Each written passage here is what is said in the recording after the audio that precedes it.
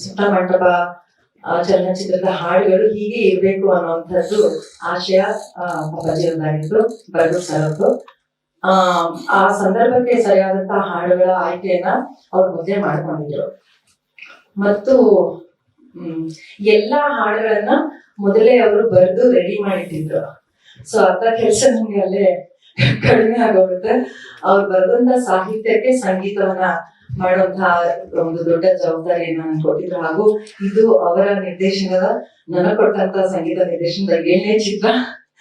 So ಅದನ್ನ ತುಂಬಾ ಖುಷಿಯಿಂದ ಹೇಳೋದಕ್ಕೆ ಇಷ್ಟಪಡ್ತೀನಿ.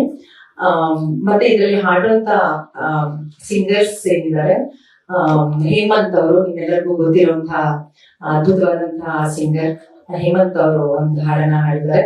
ಮತ್ತೆ ಅವ್ರ ಜೊತೆನಲ್ಲಿ ಅಮೂಲ್ಯ ಮೈಸೂರು ಸರಿಗಮಪದಲ್ಲಿ ತುಂಬಾ ಚೆನ್ನಾಗಿ ಹಾಡಿ ಎಲ್ಲರೂ ಪ್ರಶಂಸೆಯನ್ನ ಗಳಿಸ್ಕೊಂಡಿದ್ದು. ಅವ್ರು ಪ್ರಥಮ ಬಾರಿಗೆ ಈ ಹಾಡನ್ನ ಸಿನಿಮಾದಲ್ಲಿ ಹಾಡಿದ್ದಾರೆ.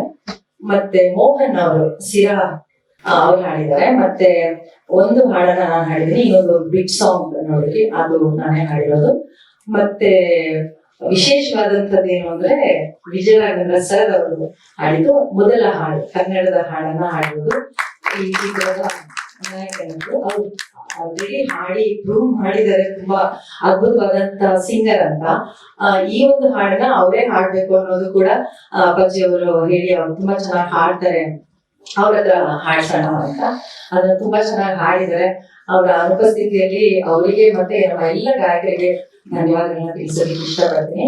ಅಂಡ್ ಒಂದ್ ಸ್ಪೆಷಲ್ ನೋಟ್ ಮಾಡೋದಾದ್ರೆ, ಇಲ್ಲಿ ಇಡೀ ತಂಡ ಬರ್ಗೂರ್ ಅಪ್ಪಾಜಿ ಅವರ ಜೊತೆನಲ್ಲಿ ಯಾರ ಕೆಲಸ ಮಾಡಿದ್ದಾರೆ, ಎಲ್ಲರೂ ಒಂದು ತಂಡವಾಗಿ ಕೆಲಸ ಮಾಡಿ ಎಲ್ಲದರಲ್ಲೂ ನಮ್ಗೆ ಸಪೋರ್ಟ್ ಅನ್ನ ಮಾಡ್ತಾನೆ ಬಂದಿದ್ದಾರೆ.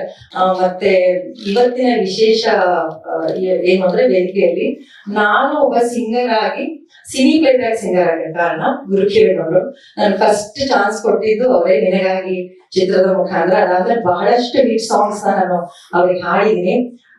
ಹಾಗಾಗಿ ಇದೇ ಫಸ್ಟ್ ಟೈಮ್ ಅವರು ನಾನ್ ಕಂಪೋಸ್ ಮಾಡಿರುವಂತ ಹಾಡನ್ನ ಕೇಳಿರೋದು, ನೋಡಿರೋದು.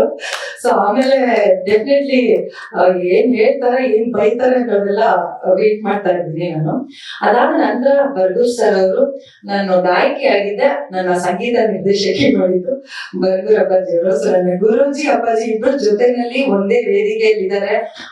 ಇಂಥ ಒಂದು ವಿಶೇಷ ಸಂದರ್ಭದಲ್ಲಿ ಚಿತ್ರದ ನನ್ನ ಕಂಪೋಸ್ ಮಾಡಿರುವಂತಹ ಹಾಡುಗಳು ಬಿಡುಗಡೆ ತುಂಬಾ ಖುಷಿ ಆಗಿದೆ.